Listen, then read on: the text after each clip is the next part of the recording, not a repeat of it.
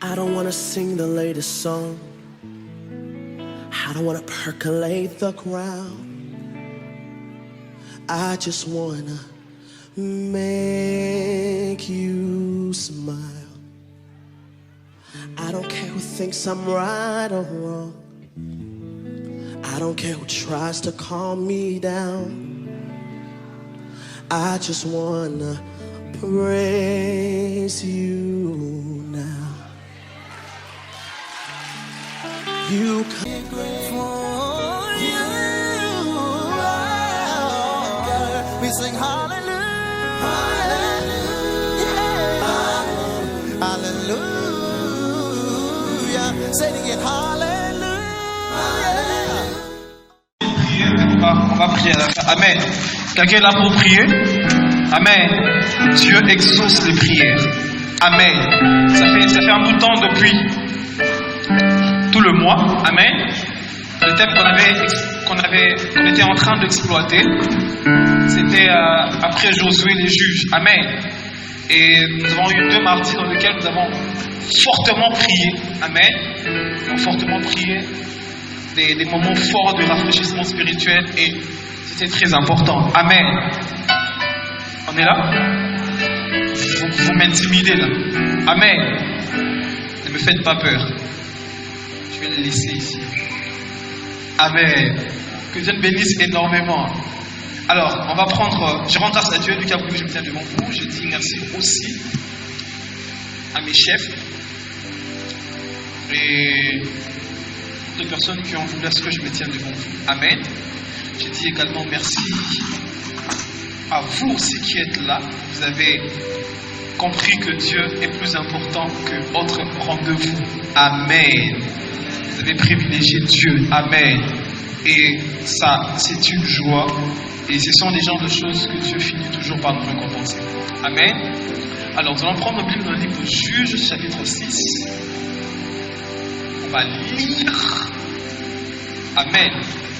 Juges, chapitre 6. On est là. Juges, chapitre 6. Alors, on va prendre nos Bibles pour certains et on va allumer nos Bibles pour les autres. Amen. Ceux qui peuvent ouvrir leur Bible peuvent ouvrir, ceux qui peuvent l'allumer peuvent allumer leur Bible. Juges, chapitre 6.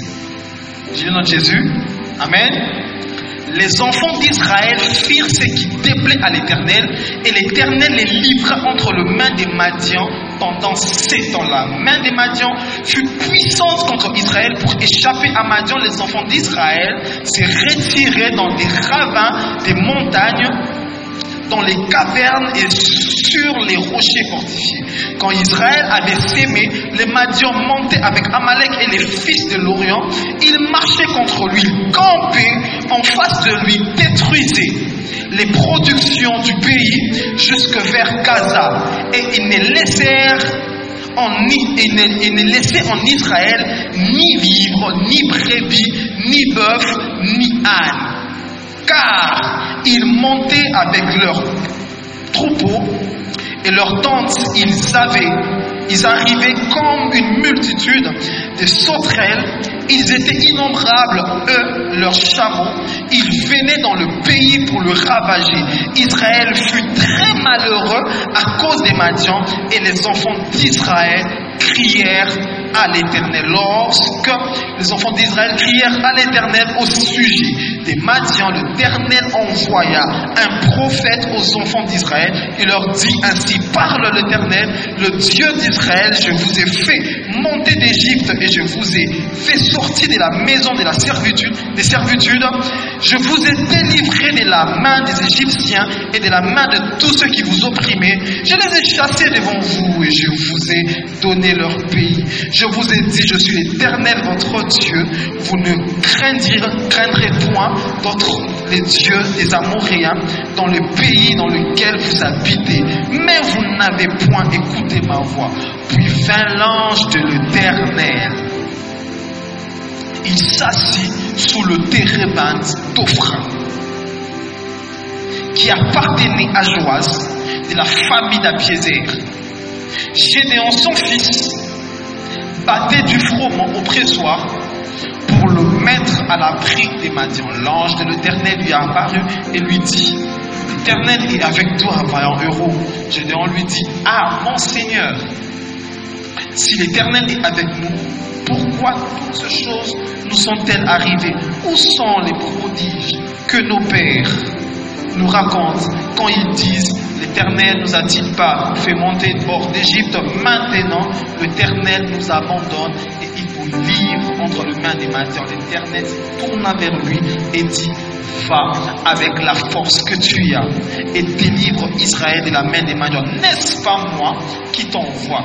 Alors Gédéon lui dit: ah, mon Seigneur, avec quoi délivrerai-je Israël?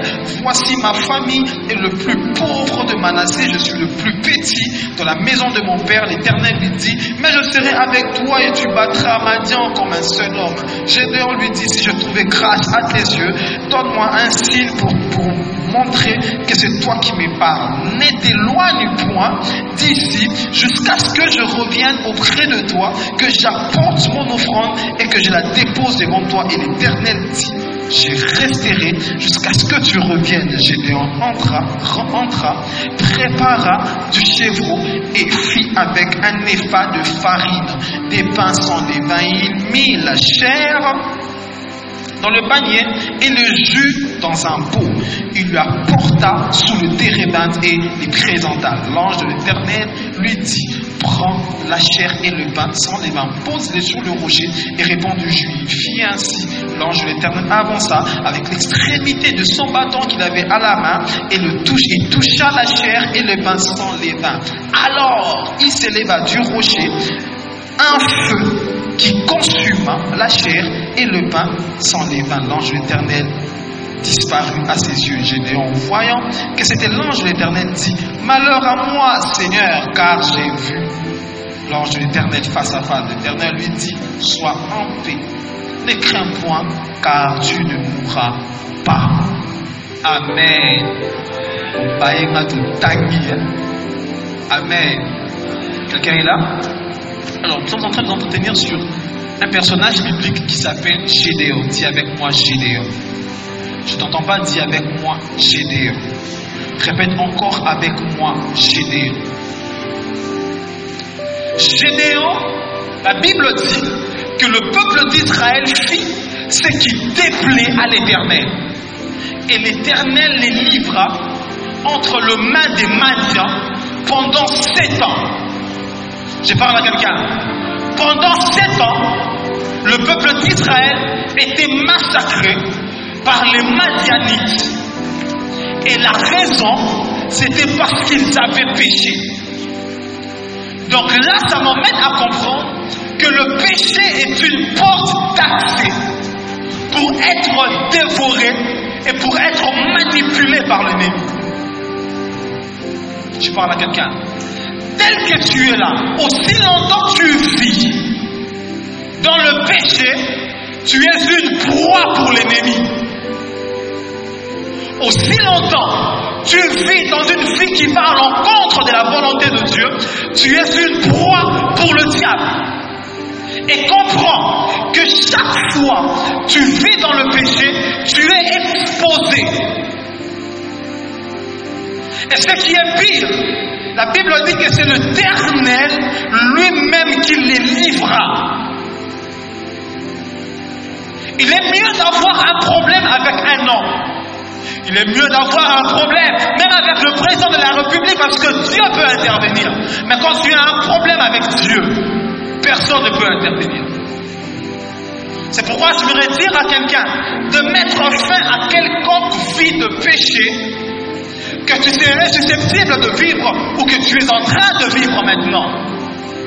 Parce que le péché est une porte d'accès pour le diable, pour l'ennemi. Je t'interdis formellement de vivre dans le péché. Dis avec moi, je ne vivrai pas dans le péché. Regardez ce que le livre de Gédéon nous enseigne. La Bible dit qu'à chaque fois qu'il s'aimait, et il ne venait pas.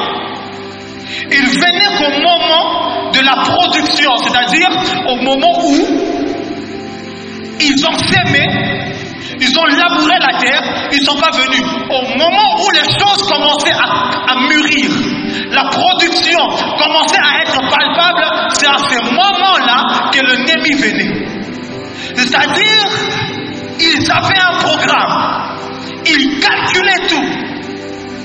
C'est pourquoi tu vas te rendre compte, quand tu étudies, le diable ne t'attaque pas, tu te rends compte que tu es en train de pécher, tu ne ressens rien. Je parle à quelqu'un. Mais au moment où tu te mets seulement à récolter, c'est en ce moment-là que tu sens que les choses deviennent difficiles. L'un des signes qui montre que ce que tu vis est le résultat du péché, je n'ai pas dit que c'est le seul signe ou c'est une condition sine qua non, je n'ai pas dit ça. Mais c'est l'un des indices pour lequel tu dois comprendre que tu es dans une vie de péché. C'est lorsque tu te rends compte qu'au moment où tu dois bénéficier de quelque chose, c'est d'autres personnes qui viennent jouir de cela. Et ils étaient en train de travailler, ils faisaient tout, mais au moment où ils devaient récolter, manger le fruit de leur travail, ils se rendent compte des gens venir les prendre et partir. Ils devaient recommencer à zéro. C'est pourquoi la Bible dit, pour s'échapper, ils étaient obligés de cacher leur production sous des cavernes parce qu'ils ne voulaient pas que le manianisme puisse le voir. Ça sent le péché, ça sent le péché. Lorsque tu te rends compte que le diable ou une tierce personne est en train de profiter de tes efforts, ça sent le péché. Je n'ai pas dit que c'est une condition sine qua non, j'ai dit que ça sent le péché. Est-ce que je parle à quelqu'un? C'est-à-dire ces gens-là étaient en train de faire un programme pour le peuple de Dieu. C'est-à-dire à chaque fois que toi tu pêches, tu n'es plus au programme de Dieu, mais tu deviens au programme du diable. Au lieu que Dieu puisse élaborer des projets pour toi, c'est le diable maintenant qui se met à élaborer des projets sur toi. Je parle à quelqu'un. C'est-à-dire les madianites tels qu'ils étaient là, ils étaient assis, ils s'étaient reposés parce qu'ils savaient qu'il y avait des gens qui travaillaient pour eux. Donc à chaque fois que tu vis dans le péché, tu n'es plus dans le programme de Dieu, tu es dans le programme de l'ennemi. À n'importe quel moment, à n'importe quel moment, il peut surgir et bouffer tes efforts. Je parle à quelqu'un. Est-ce que je parle à quelqu'un? Dis avec moi, je refuse le péché. Je refuse le péché. Mais j'aime ce que le peuple de Dieu fait. La Bible dit, ils crièrent à l'Éternel. Ils crièrent à l'Éternel. Lorsqu'ils se sont mis à crier à l'Éternel, ils étaient là, ils se sont rendus compte que ça n'allait pas. Et ils se sont mis à crier à l'Éternel. Est-ce que je parle à quelqu'un? Est-ce que je parle à quelqu'un? Je me suis rendu compte que même le péché ne peut pas fermer la direction qui mène vers Dieu. Je parle à quelqu'un. Le péché ne ferme pas la route qui mène vers Dieu. Même à chaque fois que tu es dans le péché, il y a toujours l'issue qui mène vers Dieu. Est-ce que je parle à quelqu'un? Est-ce que je parle à quelqu'un? J'aimerais dire à quelqu'un que le péché ne t'empêchera pas de prier. À tout moment où tu auras besoin de Dieu, Dieu est capable d'intervenir. Parce que le péché ne fermera jamais la direction qui mène vers Dieu. Le péché n'a aucun pouvoir pour fermer la direction qui mène vers Dieu. Ils ont compris que malgré leurs péchés, malgré leurs erreurs, il y avait une issue qui menait vers Dieu. J'aimerais dire à quelqu'un, ton hémorragie peut prendre fin si tu te mets à crier à l'Éternel.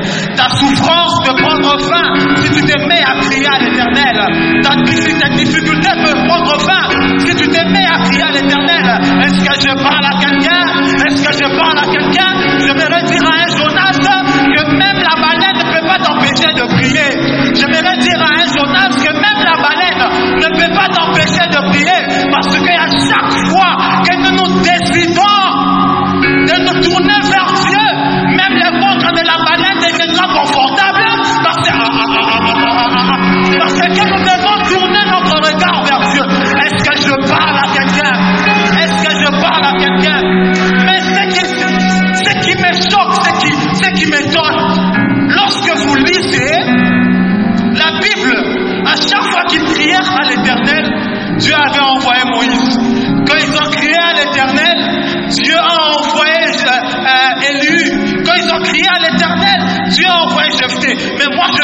étonné de me rendre compte que lorsqu'il prie, Dieu n'envoie pas un libérateur, Dieu envoie un prophète.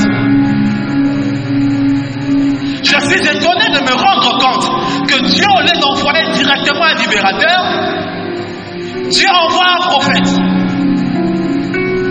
Et ce qui m'énerve encore, c'est que quand le prophète arrive, le prophète ne donne même pas un message de bonheur. Le prophète se met à reprocher. Donc tu as des problèmes et quelqu'un vient pour te montrer que tu as mal fait. Mais moi j'ai besoin de la solution. Mais pourquoi tu m'apportes des reproches? Est-ce que je parle à quelqu'un? Est-ce que je parle à quelqu'un? La Bible dit que le prophète est venu. Il s'est mis à reprocher. Il s'est mis à dire, regardez, vous savez, mais Seigneur, mais nous on a prié, tu nous envoies quelqu'un qui va nous reprocher. J'aimerais dire à quelqu'un derrière chaque reproche de Dieu, c'est caché Gédéon. Tu m'as pas compris.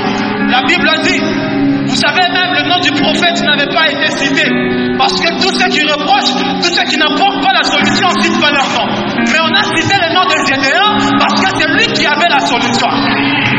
Moi, tu ne me comprends pas. La Bible dit qu'un prophète est venu, il s'est mis à leur reprocher.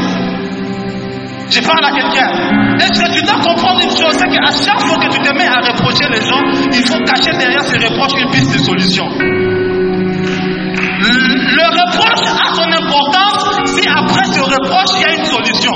S'il n'y a pas de solution, on ne citera pas ton nom parce que tu as reproché seulement. Le temps est venu que Dieu élève des parents, que Dieu élève des grands frères qui ne reprochent pas seulement, qui ne voient pas seulement les mains, qui ne détectent pas seulement les défauts, mais qui gardent une piste de solution. Car derrière chaque reproche de Dieu, c'est cache un Gédéon. Est-ce que je suis en train de parler à quelqu'un? Derrière chaque reproche de Dieu, c'est cache un Gédéon. C'est-à-dire au moment où Dieu a reproché, Gédéon aussi était quelque part. Regardez. Et il pouvait dire, mais Dieu, tu viens nous parler, au lieu même de nous dire que bientôt vos problèmes vont prendre fin, tu viens nous reprocher. Regarde, ce n'est pas parce que Dieu n'évoque pas un sujet qui ne va rien faire. Je parle à quelqu'un. Ce n'est pas parce que Dieu n'évoque pas le sujet de ton problème qu'il a dit qu'il ne va rien faire. Je suis venu dire à quelqu'un, pour la fin de ton problème, tu n'as pas forcément besoin qu'un prophète te dise que ton problème va prendre fin. Le fait pour toi de prier suffit déjà pour que ton problème prenne fin. Tu n'as pas forcément. C'est pourquoi vous êtes choqués quand lorsqu'un prophète ne prophétise pas pour toi. Et on n'a pas prophétisé sur eux. On les a montré leurs défauts, on n'a pas prophétisé sur eux. Est-ce que ça va empêcher Dieu de... Donc tu dois comprendre que même lorsque tu n'entends pas, que même lorsque tu ne vois pas, cela ne veut pas dire que Dieu fait rien. Dieu est en train de préparer Gédéon. Même lorsqu'il te reproche, il prépare Gédéon. Même lorsqu'il te gronde. Oui, nous aimons des reproches comme ça. Quand tu me reproches que tu es mal habillé, après tu m'apportes un habit. On aime des reproches comme ça. Quand tu me dis que j'ai mal prêché, après tu me montres. On aime des reproches comme ça. Quand tu me dis que tu as maigri, et puis tu me donnes la nourriture. Nous aimons des reproches comme ça. Parce que quand il y a reproche, il faut qu'il vienne un Gédéon. Est-ce que je peux parler à quelqu'un? Est-ce que je peux parler à quelqu'un? Je suis venu dire à quelqu'un que derrière chaque réprimande de Dieu, que derrière chaque problème, que derrière chaque réprimande de Dieu, c'est cache un Gédéon. Et nous, frères et sœurs, apprenons que lorsque nous détectons un problème, lorsque nous détectons une difficulté, c'est une indice de choses que nous sommes appelés à guérir. Ne reproche pas ton frère sans lui proposer une piste de solution. Est-ce que tu me permets de prêcher? Est-ce que tu me permets de prêcher? Et la Bible dit que l'ange de l'Éternel apparut à Gédéon. Je suis choqué parce que la Bible dit que l'ange de l'Éternel apparut à Gédéon. Et Gédéon était en train de faire quoi? Gédéon était en train de battre le froment. Comme moi j'ai vu ça, je suis réveillé le matin, j'ai commencé à battre le froment. L'ange n'est pas apparu. Et je me suis rendu compte que c'était sous un arbre qu'on appelait le térébinthe. Je me suis dit, bon, je vais aller vers le bas froment pour voir s'il y a un térébinthe et battre le froment pour que l'ange m'apparaisse. Mais en cours de route, je me rends compte que c'est le peuple qui criait à l'Éternel.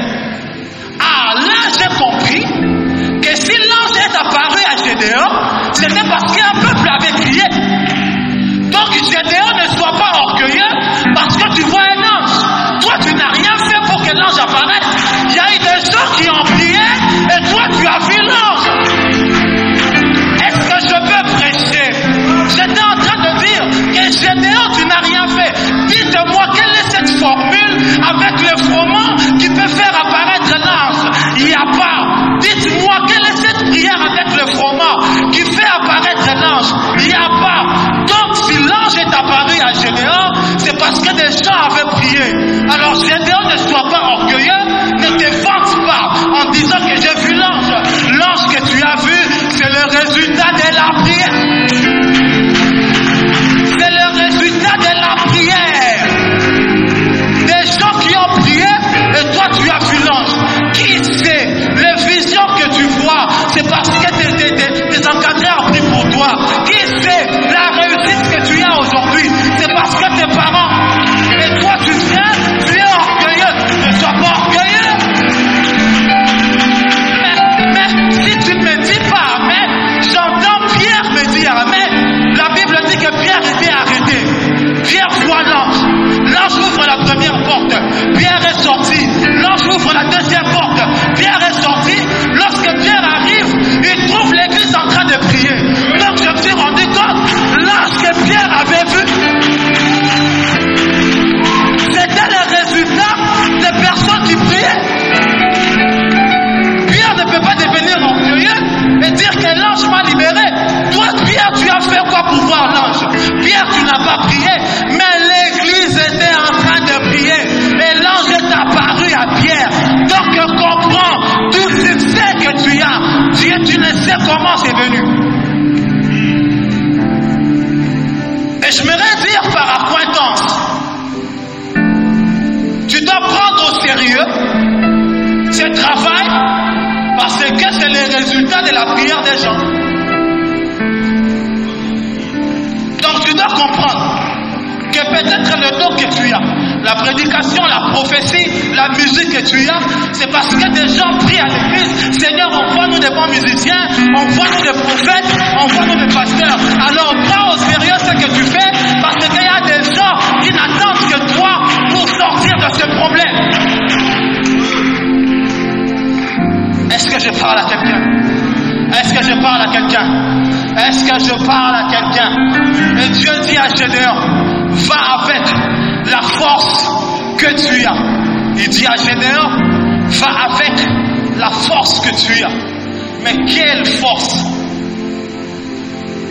Il appelle Gédéon vaillant héros. Sur base de quoi? Toi tu vas m'appeler vaillant héros. Je ne me suis jamais battu. Le seul combat que moi je fais, c'est de battre le froment. Mon plus grand combat, c'était de battre le froment. Mais Gédéon ne savait pas.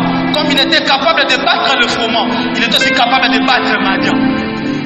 Donc comprends que toutes les batailles sont importantes.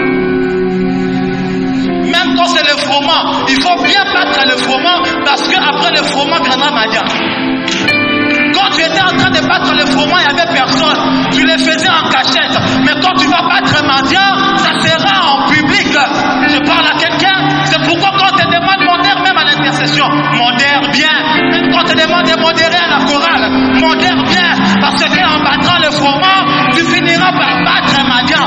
C'est le même verbe, mais dans des activités différentes. C'est le même verbe dans des activités différentes.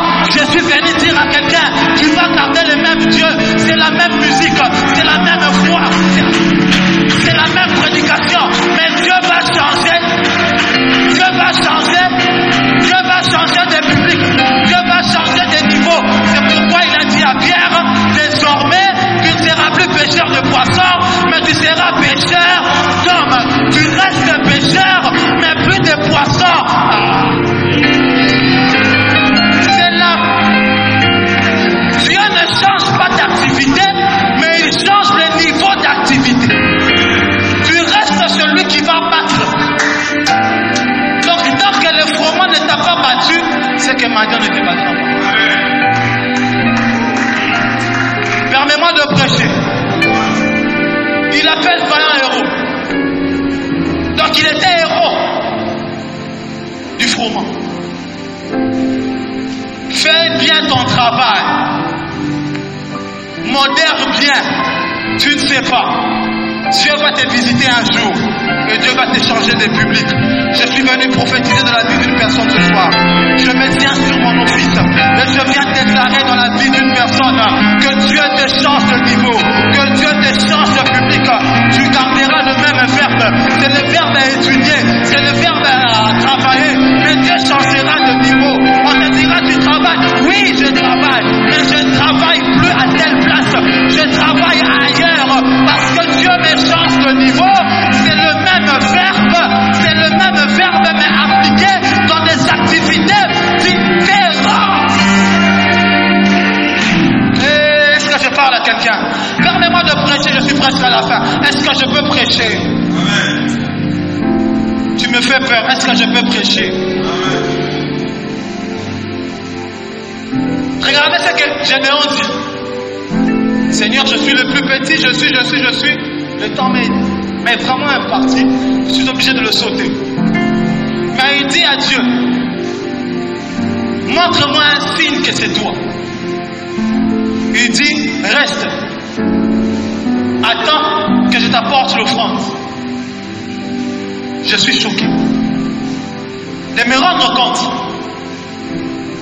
Gédéon, pour faire venir l'ange, tu n'as rien fait. Mais pour faire attendre l'ange, ça dépendra de toi. Est-ce que tu me comprends? J'étais en train de dire, pour faire venir l'ange, toi tu n'as rien fait. Ce sont des autres personnes qui ont crié. Mais pour faire attendre l'ange, ce n'est pas le peuple qui le fera, ça dépendra de toi. Il y a des choses dans la vie, pour l'avoir tu l'as eu gratuitement, facilement, mais pour le conserver, ça... C'est pourquoi l'apôtre Paul est en train de dire, travaillez pour votre salut. Qu'est-ce que toi tu as fait pour avoir le salut? Tu n'as rien fait, mais pour conserver le salut, cela dépendra de toi. Tu n'as rien fait pour faire venir l'ange, mais il te faudra faire quelque chose pour faire attendre l'ange. Il y a des choses dans la vie qui viennent facilement, mais il faut notre sagesse, notre intelligence pour le garder. Mais ce n'est pas Dieu qui a dit à Gédéon, fais-moi attendre.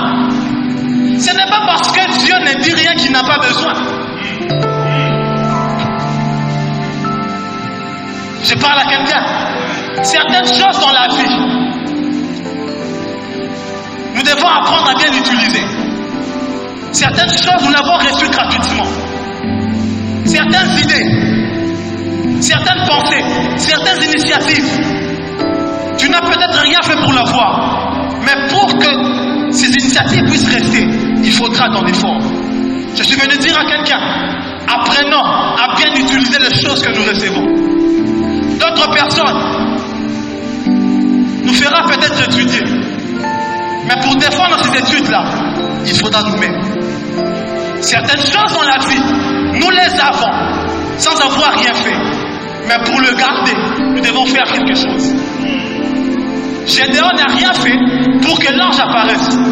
Mais Gédéon devait faire quelque chose pour que l'ange attende. parle à quelqu'un. Je parle à quelqu'un. Et la Bible dit, je vais finir. La Bible dit que Gédéon dit, mon Seigneur attend. Gédéon entre. Il prend le pain. Il tue un taureau, il prend la viande. Il prend du jus. Il apporte. Mais quand Dieu regarde l'offrande, il se rend compte qu'il y a un problème. C'est le problème qu'avait eu Abraham. Tu ne me comprends pas. Isaac dit à Abraham, Père, je vois le feu, je vois le bois, mais où est l'agneau? Or Gédéon, lui il avait l'agneau. Il avait le pain, mais il lui manquait le feu et le bois. Quelqu'un ne me comprend pas. La Bible dit, lorsqu'il arrive, l'ange de l'Éternel tenait un bâton, donc le bois. La Bible dit, il prit son bâton et le mit sur l'offrande. Le feu est sorti.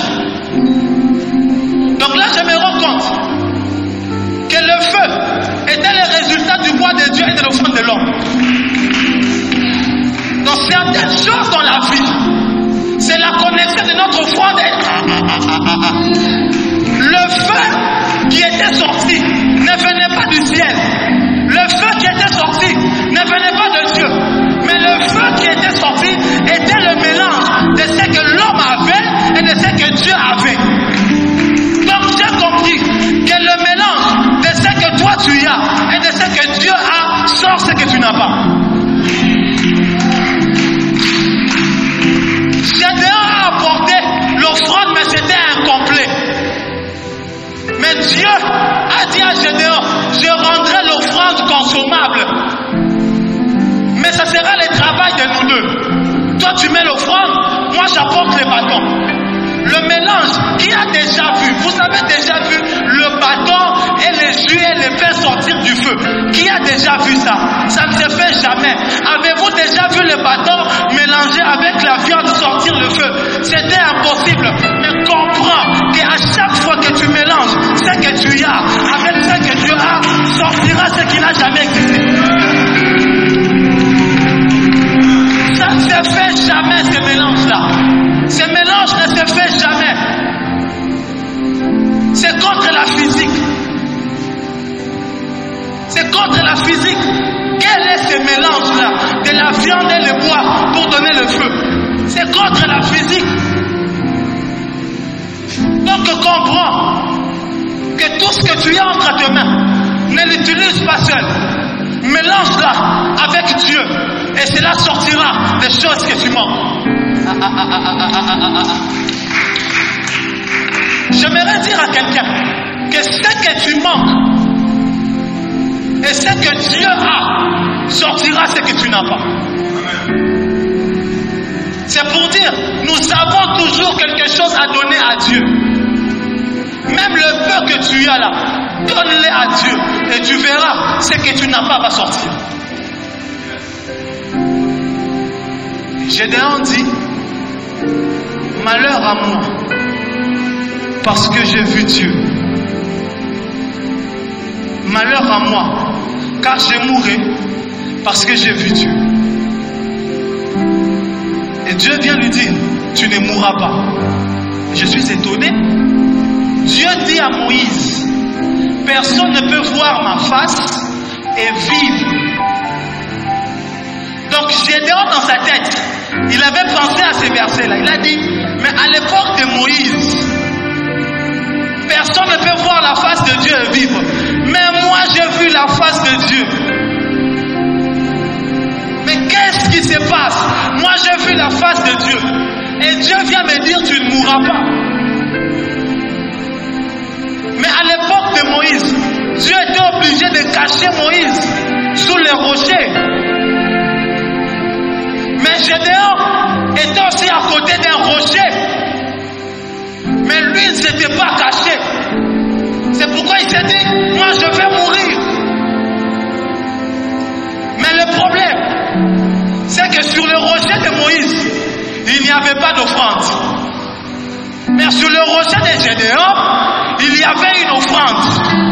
Et quand quelque chose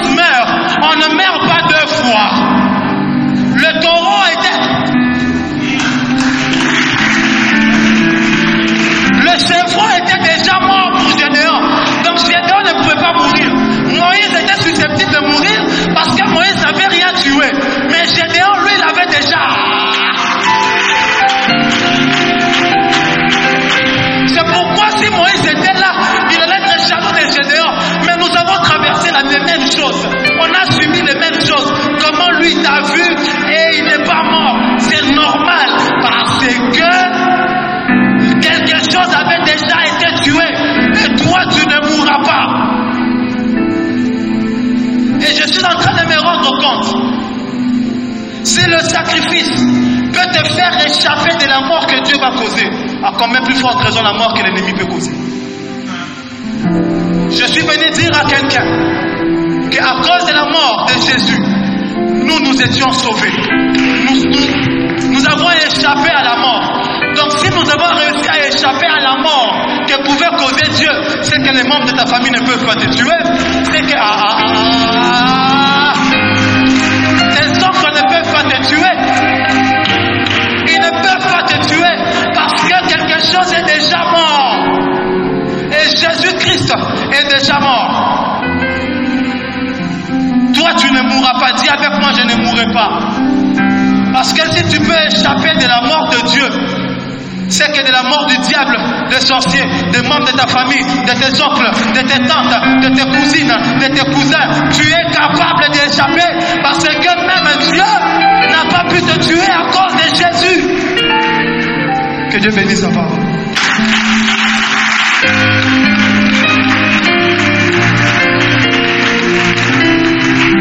Tu vas te lever, on va prier.